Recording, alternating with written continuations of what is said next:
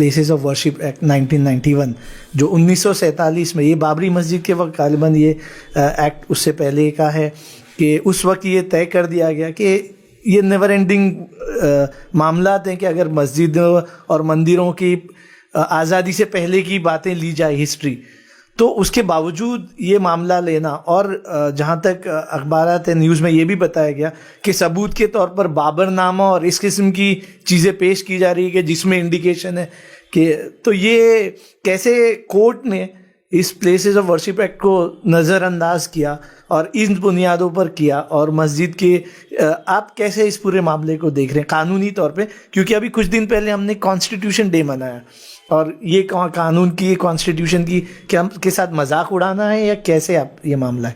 देखिए, ये सारा फितना जो है वो कोर्ट का है।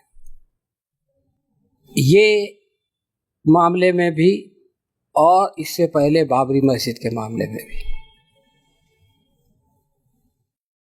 चंद्रचूड़ साहब जो चीफ जस्टिस थे, उनके सामने मामला आया ज्ञानवापी का।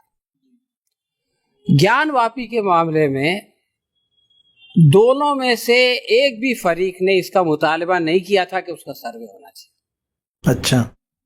दोनों ये कह रहे थे कि भाई ये मस्जिद है, वो बोलते थे ये मंदिर है।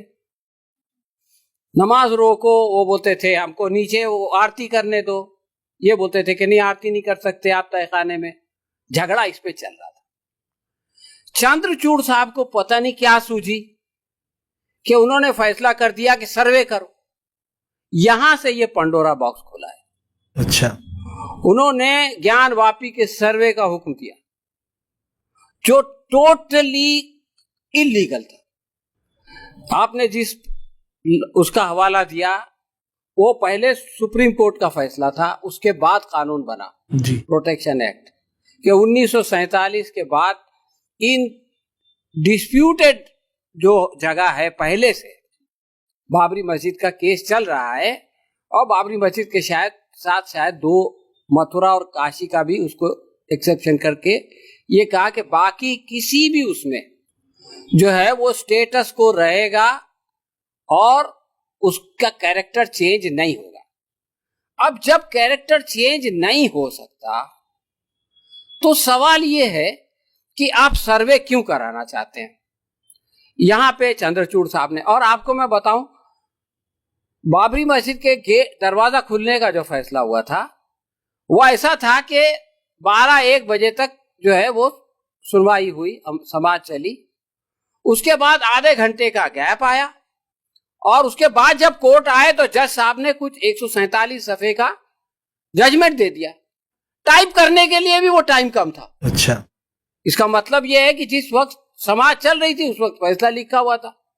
जज साहब ने बाद में अपनी वो लिखी बायोग्राफी, तो उन्होंने कहा मेरे सपने में जो है वो एक बंदर आ गया था, तो मैं समझ गया कि हनुमान जी इशारा कर रहे हैं कि दरवाजा खोलने का फैसला कर दो। चंद्रचूड़ साहब कहते हैं मैं 3 महीने तक कोई फैसला नहीं कर सका। भाई एक लैंड डिस्प्यूट है, जो उनसे पहले मिश्रा साहब चीफ जस्टिस थे, रिटायरमेंट से पहले उन्होंने ये बात कहा था कि इस जो बाबरी मस्जिद का मामला है इसका आस्था से कोई संबंध नहीं है जी। ये चीफ जस्टिस साहब का कमेंट मैं बता रहा हूं। ये सिंपली लैंड डिस्प्यूट है, जिसके पास पेपर्स है वो उसका मालिक होगा। ये कह के वो रिटायर हो गए, वो फैसला नहीं कर सकते जी।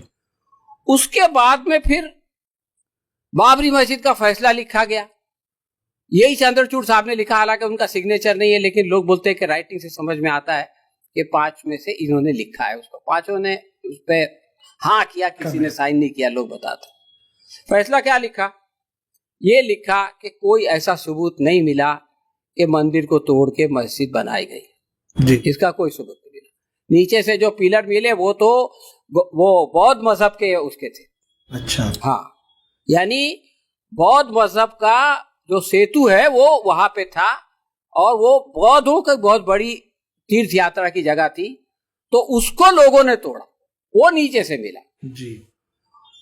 तो मंदिर को तोड़ के मस्जिद बनाने का कोई सबूत नहीं है, नंबर 1।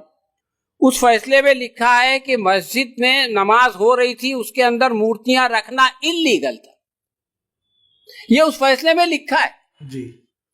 तीसरा ये लिखा है कि बाबरी मस्जिद को शहीद करना जो है वो गलत काम था, कॉन्स्टिट्यूशन को तोड़ना था।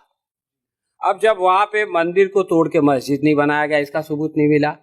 मूर्तियां रखना गलत था, मस्जिद में नमाज हो रही थी, मस्जिद को जो है वो शहीद करना गलत था। तो सवाल ये है कि फिर उसके बावजूद जमीन जो है वो मंदिर मानने वालों को दे दी जाए, इसलिए कि वो हसरत भरी निगाहों से देखते थे। वो एक अंग्रेज की किताब में लिखा है। अच्छा। कि वो जो है चबूतरे पे चढ़ के आते थे, वहां पे हनुमान चबूतरे पे हिंदू आते थे, एक बीच में दीवार बना दी गई थी, इस तरफ मस्जिद थी, इस तरफ वो सीता की रसोई हनुमान चबूतरा था। तो जब वो हनुमान चबूतरे पे आते थे तो वो हसरत भरी निगाहों से मस्जिद को देखते थे। ये हसरत भरी निगाहें उस अंग्रेज की समझ में आ गई, उसने अपनी किताब में लिख दिया और इन्होंने जो है वो आस्था की बुनियाद पे फैसला कर दिया।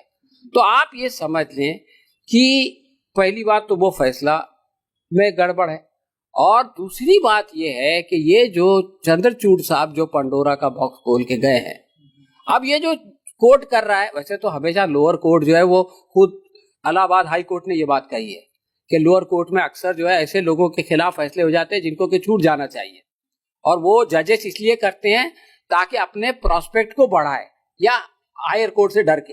ये 1 महीने पहले की बात है, इलाहाबाद हाई कोर्ट का ये ऑब्जर्वेशन है। अच्छा।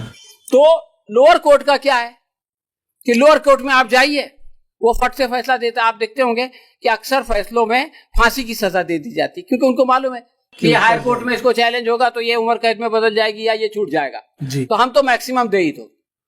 तो ये जो हमारी जुडिशरी है ना, इसके ऊपर बहुत बड़ा सवाल पैदा हो गया है जी। अभी अजमेर का मामला आपको मालूम है, जयपुर में एक जज साहब थे, उन्होंने कह दिया था कि मोर जो है वो आपस में वो मिलते ही नहीं, वो ये मोरनी का आंसू, मोर का आंसू टपकता है और मोरनी उसको पीती है तो वो जो है वो गर्भवती हो जाती है। तो जब ऐसे जजेस आकर बैठे हुए हैं, खुल्लम खुल्ला बोल रहे हैं, तो फिर ऐसे ही फैसले होंगे। लेकिन ये कि इसमें मैं समझता हूं कि चंद्रचूड़ साहब अगर उस फैसले को नहीं देते, मतलब रिजेक्ट करने की जरूरत नहीं थी, इसलिए कि डिमांड नहीं था जी। और अगर डिमांड होता तो आउटराइट रिजेक्ट करते कि भाई जब हम इसका स्टेटस नहीं बदल सकते तो इस पे सर्वे करने की क्या जरूरत है। तो ये लोअर कोर्ट्स को एक वो मिलता कि भाई सुप्रीम कोर्ट इसको रिजेक्ट कर चुका है, दोबारा सुप्रीम कोर्ट में जाएंगे तो रिजेक्ट होगा, इसलिए ये फैसला मत करो। लेकिन उन्होंने उल्टा कर दिया और वो चले गए आरती उतार के हमारे प्रधानमंत्री के साथ। अब आगे उसका क्या होगा ये तो खुदा ही बेहतर जानता है। लेकिन मैं ये समझता हूं कि इस मामले में जितनी गलती ये राजनीतिज्ञों की है, उससे 2 छटाक ज्यादा गलती जो है वो हमारे कोर्ट की।